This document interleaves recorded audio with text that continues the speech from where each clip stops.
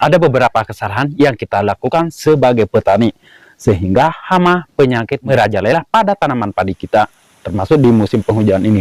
Di musim penghujan ini adalah rentan sekali yang namanya terkena asam-asaman, sundap, dan juga penyakit kersak pada tanaman padi kita.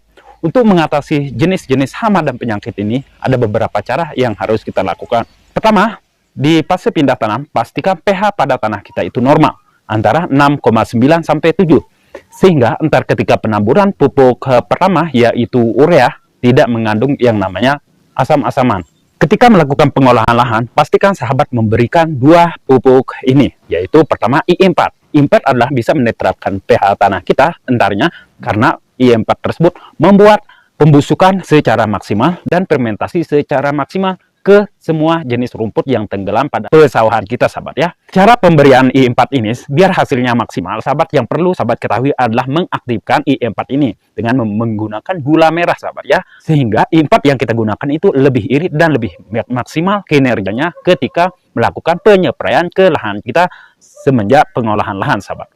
Yang kedua, sahabat, agar hasilnya maksimal, perlu sahabat memberikan yang namanya fungisida organik, termasuk trichoderma, sahabat ya. Ini tujuannya untuk membasmi segala jenis penyakit pada tanah kita, sehingga entar tidak ada yang namanya busuk pada tanaman padi kita dan lain sebagainya. Trichoderma, sahabat, yang saya sarankan biar hasilnya maksimal adalah menggunakan Trichobio, sahabat ya. Trichobio ini hasilnya itu sangat luar biasa, sehingga menjaga tanaman kita dari segala jenis penyakit, sahabat. Trichobio ini hasilnya itu sangat luar biasa, sahabat ya. Trichobio ini fungisida organik dari Trichoderma yang pangkatnya seperti jenderal, sehingga bisa membasmi segala jenis penyakit disebabkan ular tanah pada pesawahan kita. Sahabat bisa klik di sini, sahabat ya, untuk Trichobio-nya. Setelah menggunakan I4 yang sudah diaktifkan dan juga menggunakan Trichobio, baru kita melakukan pendiaman pada lahan kita kurang lebih selama 1 minggu. Setelah 1 minggu baru lakukan yang namanya pindah tanam. Setelah pindah tanam, yang perlu sahabat perhatikan adalah pemberian fungisida, sahabat ya. Fungisida yang baik adalah fungisida kontak dan juga menjaga pada tanaman kita dari hama putih palsu dan juga hama ulat semenjak pindah tanam, yaitu memberikan insektisida kontak dan lambung, sahabat. Terserah sahabat itu menggunakan merek apapun, yang penting ada insektisida kontak dan lambungnya, sahabat ya. Sehingga entar untuk mengatasi hama ulat pada tanaman padi yang menyerang di fase pindah tanam ini. Untuk penggunaan pupuk yang pertama, pastikan jangan terlalu memberikan pupuk yang dosis tinggi, sahabat ya. Misalkan pupuk urea, karena ini menyebabkan tanah kita tingkat keasamannya itu tinggi. Dari itu, penggunaan pupuk urea, pastikan sahabat menggunakan sedikit demi sedikit untuk menjaga tingkat keasaman tanah kita, sahabat ya. Agar tingkat keasaman tanah kita tidak ngedrop, sehingga membuat membuat padi kita yang baru pindah tanam entar menjadi kekuningan, sahabat perlu memberikan nutrisi yang cukup, yaitu unsur hara kalsium, sahabat, sehingga entar pH pada tanah kita itu menjadi normal. Yang kedua, silika. Silika ini membuat tanaman padi kita itu menjadi kuat terhadap hama dan juga penyakit. Yang ketiga, yaitu asam humat. Ini yang sangat dibutuhkan sehingga penyuburan pada tanah dan tanaman kita itu entar menjadi maksimal. Untuk pemberian pupuk silika maupun asam humat dan juga kalsium, sahabat bisa menggunakan yang namanya kalsinut ini, sahabat ya. Kalsinut ini ada 3 yang sangat dibutuhkan tanaman di fase pindah tanam sampai dengan fase generatif, yaitu bunting, sahabat ya. Di sini ada namanya kalsium, sahabat, yang membuat tanaman kita itu entar pH pada tanah kita itu menjadi normal dan kuat juga terhadap penyakit. Yang kedua di sini ada asam humat. Yang kedua di sini ada asam humat. Asam humat ini membuat tanaman kita itu entar menjadi subur. Dan yang ketiga di sini ada silika yang membuat tanaman kita itu tahan terhadap hama dan juga penyakit, sahabat ya. Untuk pupuk kalsinut ini, sahabat bisa klik di video ini. Tahap selanjutnya di sini, sahabat ya, setelah pemberian pupuk urea adalah memberikan ZPT atau zat pengatur tumbuh untuk mempercepat tunas-tunas baru dan mempercepat pertumbuhan tanaman padi kita. Yang saya sarankan, sahabat bisa menggunakan pupuk organik cair yang saya sering gunakan, yaitu High Note Down. High Note Down ini sudah cukup ada zat pengatur tumbuhnya, sahabat ya, sehingga mengatur pertumbuhan tanaman padi kita di fase pindah tanam atau di fase vegetatif setelah pemberian pupuk urea, sahabat ya. Entar tanaman padi kita itu daunnya menjadi banyak dan anakannya juga menjadi banyak memakai High Note Down ini. High Note Down ini ada di sini, sahabat ya. Nah, yang saya suka dari high note daun ini, sahabat, ada unsur hara makro yang sangat dibutuhkan tanaman, seperti unsur hara nitrogen, fosfat, dan juga kalium. Yang saya pegang ini adalah yang berukuran 500 gram.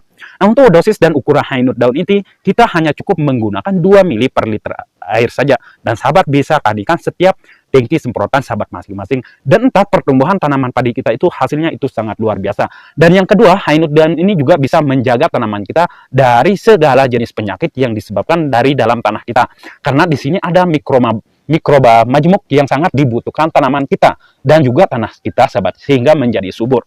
Spray pupuk high note daun ini, spray pupuk organik cair high note daun ini, sahabat ya, biar tanaman sahabat itu tumbuh subur dan juga maksimal, sehingga terhindar dari juga penyakit, sahabat ya.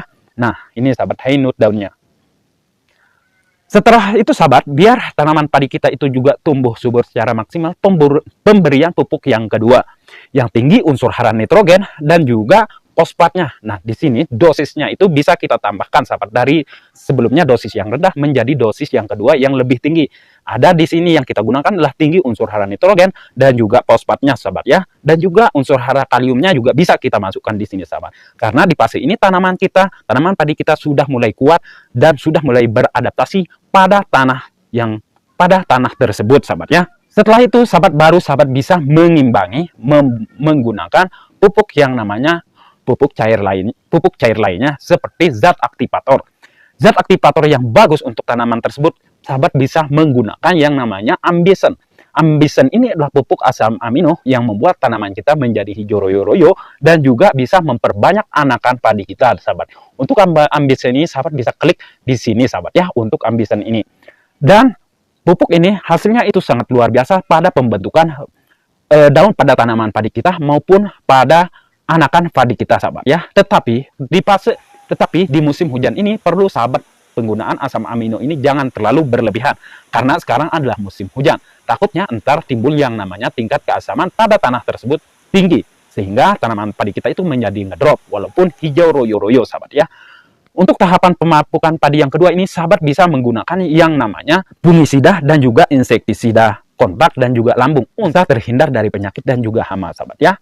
Nah, setelah itu sahabat ya, baru sahabat untuk pemupukan ketiga ini adalah masuk di fase bunting atau fase di mana tanaman ini sangat butuh sekali nutrisi yang cukup, seperti unsur hara nitrogen yang sedikit dan juga unsur hara fosfat yang tinggi dan juga unsur hara kalium yang tinggi. Kalium tujuannya untuk biar buah pada padi kita itu bulirnya menjadi bernas dan terisi penuh. Sedangkan fosfat sebagai untuk memperkuat batang-batang padi kita, dan sahabat juga bisa menyeprai yang namanya kalsinut ini, sahabat ya, karena di sini ada asam humat dan juga kalsium dan juga silikanya untuk memperkuat dinding sel pada tanaman kita sehingga bebas dari hama dan juga penyakit, sahabat ya.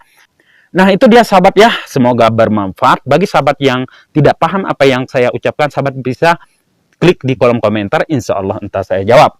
Dan berjumpa lagi di video selanjutnya. Assalamualaikum warahmatullahi wabarakatuh.